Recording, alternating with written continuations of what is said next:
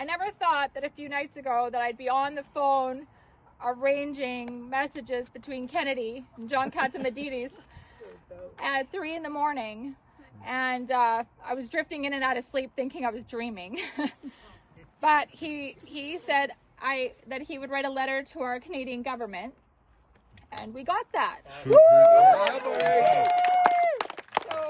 that it's, dear President McKinnon, thank you for taking the time to speak with us yesterday in connection with the approximately 400 ostriches at Universal Ostrich Farm in Edgewood, BC. We are very grateful for the Canadian Food Inspection Agency's willingness to consider the proposal we discussed, which is further outlined in this letter. We value our partnership with CFIA and look forward to continued collaboration on this matter and others. We are respectfully requesting CFIA to consider not culling the entire flock of ostriches at Universal Ostrich Farm. Given that a proportion of these ostriches were infected with avian influenza last year, we believe there is significant value in studying this population for several reasons.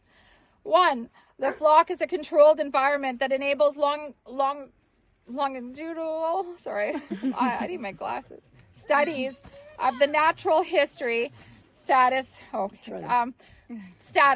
H5N1 infection. Ostriches can live up to 50 years, providing the opportunity for future insights into human immune longevity associated with the H5N1 virus. 2, the potential to study both antibody levels and cellular immunity to help further our scientific understanding of the virus and the immune physiological response. The opportunity to study the important principle of antibody-dependent enhancement and possible therapeutics in the setting of prior infection. The United States Department of Health and Human Services, including the National Institutes of Health and the Food and Drug Administration, would like to offer our full support and assistance in conducting diagnostic testing and undertaking a long-term body of research on these ostriches.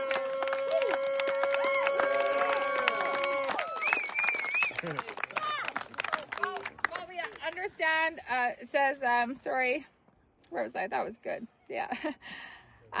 The United States government has been tracking H5N1 and studying it very intensively to prepare for a potential epidemic, including working hard on vaccines and studying the interaction between the virus and the immune system. We believe significant scientific knowledge may be garnered from following the ostriches in a controlled environment at Universal Ostrich Farm.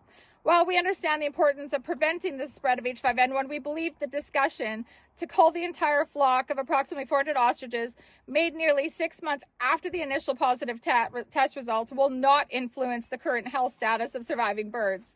Further, because of avian influenza has been around for thousands of years and is endemic in wild bird populations in the United States and Canada, efforts to extirpate,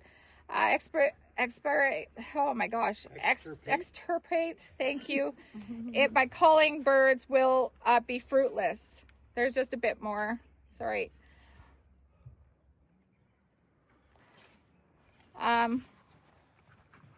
Technology.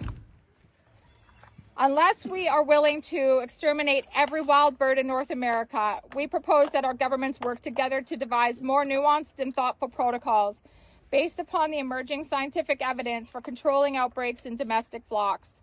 Culling infected flocks would be a judicious decision, one that considers both scientific evidence and long-term impact of both animal welfare and our agricultural sustainability. The destruction of entire flocks without up-to-date testing and evaluation can have significant consequences, including the loss of valuable genetic stock that may help explain rare factors for H5N1 mortality. This may be important for future agricultural resilience. With respect to the specific ostriches at Universal Ostrich Farm, given that only a fraction of these ostriches died and no symptoms have been reported in the remaining birds for several months, we believe this situation requires further careful evaluation. It is well documented that avian influenza does not persist in birds indefinitely, and many avian species recover from mild cases without transmission. In fact, avian influenza typically has an incubation period of just 3 to 7 days and is most transmissible during the acute phase of infection. The fact that the remaining ostriches have been asymptomatic for months suggests that they may have already overcome the infection with downstream immunity, making the culling of the healthy birds potentially a disproportionate measure. Additionally, culling these unique animals can disrupt the livelihood of farmers, especially in cases where surviving animals present no further risk. As outlined in this letter, we respectfully request CFIA to partner with us on this important issue. Avian influenza is a shared threat that we jointly face. We are fully committed to supporting CFIA and Canadian farmers in safeguarding both public and animal welfare, and to further studying this important and unique flock for scientific advancement. We look forward to collaborating with the CFIA on this important issue. Sincerely, Robert Kennedy. Oh! That's the letter that Robert Kennedy just wrote. That's right from Robert Kennedy. You went to bat for us. This is a major win for humanity and the ocean. Power to the people. That's right. We're winners. Big time. On behalf of Universal Ostrich Farms, I really thank Katie for her persistence and knowledge of putting this all together. And what do you have to say to RF Kennedy Jr.? He's doing a good job.